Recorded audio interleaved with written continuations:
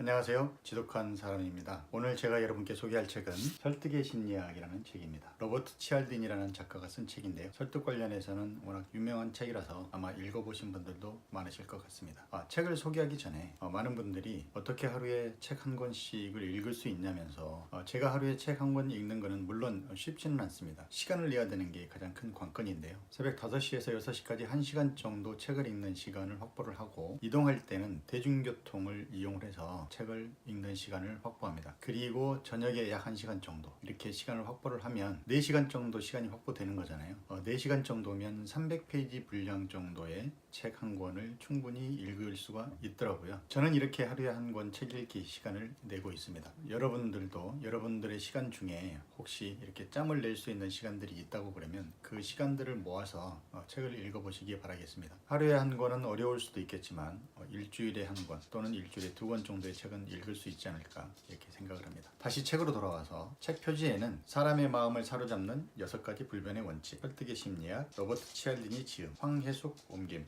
이렇게 되어 있습니다. 뒷부분을 보면 10년이 지나도 변함없는 진리로 통하는 설득의 원칙, 재미있고 실용적이면서 과학적 근거가 확실한 원래의 매력에 생생하고 유용하고 직접적인 독자들의 이야기를 더했다. 상대로부터 네라는 대답을 이끌어내는 결정적 요인은 무엇일까? 그런 요인들을 가장 효과적으로 활용할 수 있는 방법은 무엇일까? 직접 현장에 뛰어들어 영업사원과 기금 모금원으로 활약했던 심리학과 교수 로버트 치알디니가 과학적 증거와 실제 사례를 통해 설득과 승낙의 역학관계를 공개한다. 이 책이 말하는 사람의 마음을 사로잡는 6가지 불변의 원칙, 상호성의 원칙, 일관성의 원칙, 사회적 증거의 원칙, 호감의 원칙, 권위의 원칙, 희귀성의 원칙 6가지 불변의 원칙이 쓰여 있습니다. 아마도 이 책은 영업에 종사하시는 분이거나 마케팅 분야에 종사하시는 분들께서 많이 읽으셨지 않을까 이렇게 생각을 해봅니다. 앞 날개 부분을 잠깐 보면 작가에 대해서 소개가 되어 있는데요. 로버트 치알디니, 애리조나 주립대학교 심리학과 석좌 교수이자 설득의 심리와 관련해 IBM, 메이오 클리닉, 나토 등 주요 기업 및 기관을 대상으로 강연하는 유명 강사다. 독일계 미국인들이 세운 도시에서 폴란드계 미국인 동네에 이탈리아계 미국인 가정에서 나고 자란 성장 배경 덕분에 복잡 다단한 사회적 영향 관계에 지속적인 관심을 갖게 되었다. 읽기도 힘든 복잡한 그런 가정에서 태어난 것 같습니다. 뒷날개 부분은 이 책의 추천사에 대해서 적혀 있습니다. 한두 개만 읽어볼게요. 이 놀라운 책은 명쾌하고 현실적인 설명으로 모든 독자를 꼼짝없이 설득시킨다. 마케팅 담당자와 영업사원뿐 아니라 그들과 협상하며 제품을 구매하는 일반 소비자에게도 굉장히 중요한 통찰을 제공할 것이다. 쭉 이 책을 소개하는 소개사들이 적혀 있습니다. 작가의 서문을 좀 보면 솔직히 말해 나는 평생 사람들의 복 노릇을 해왔다. 돌이켜보면 나는 늘 행상인이나 기금모금인 이런저런 수완 좋은 사람들의 만만한 표적이었다. 나는 사람들의 설득 과정에 영향을 미치는 심리 원칙들을 찾아내고 싶었다. 지금은 많은 심리학자들이 설득 과정에서 어떤 심리 원칙들이 어떤 식으로 작용하는지 잘 알고 있다. 나는 이 심리 원칙들을 설득의 무기라고 하는데 그중 가장 중요한 원칙 몇 가지를 이 책에서 소개할 생각이다. 그래서 6가지 원칙에 대해서 소개를 하고 있습니다. 이 책은 목차 부분이 좀 중요한데요. 쭉 이 원칙들에 대해서 나와 있죠.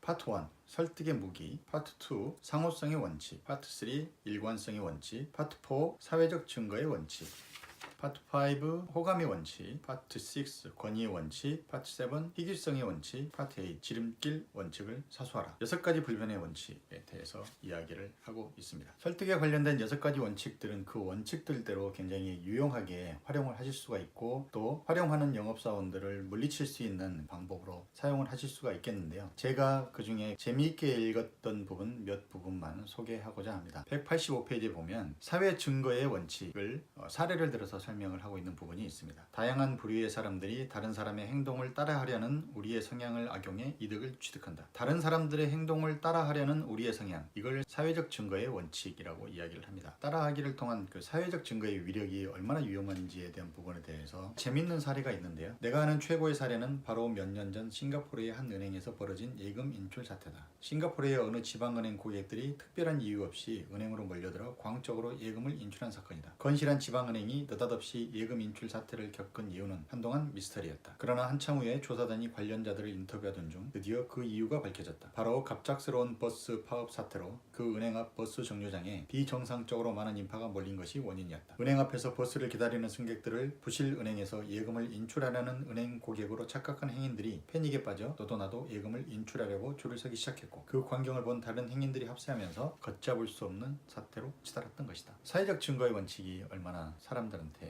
위험한 영향을 미치는지 이야기를 하고 있습니다. 그리고 뒷부분에는 권위의 원칙, 희귀성의 원칙 등에 대한 다양한 사례들을 통해서 재미있게 책을 풀어가고 있습니다. 설득에 관련된 인간의 심리에 대해서 잘 알 수 있는 책이고요. 다양한 사례들로 설명을 하고 있기 때문에 재미있게 읽으실 수 있는 책이 아닌가 생각을 합니다. 오늘 저의 책 소개는 여기까지 하겠습니다. 여러분 모두 행복하세요.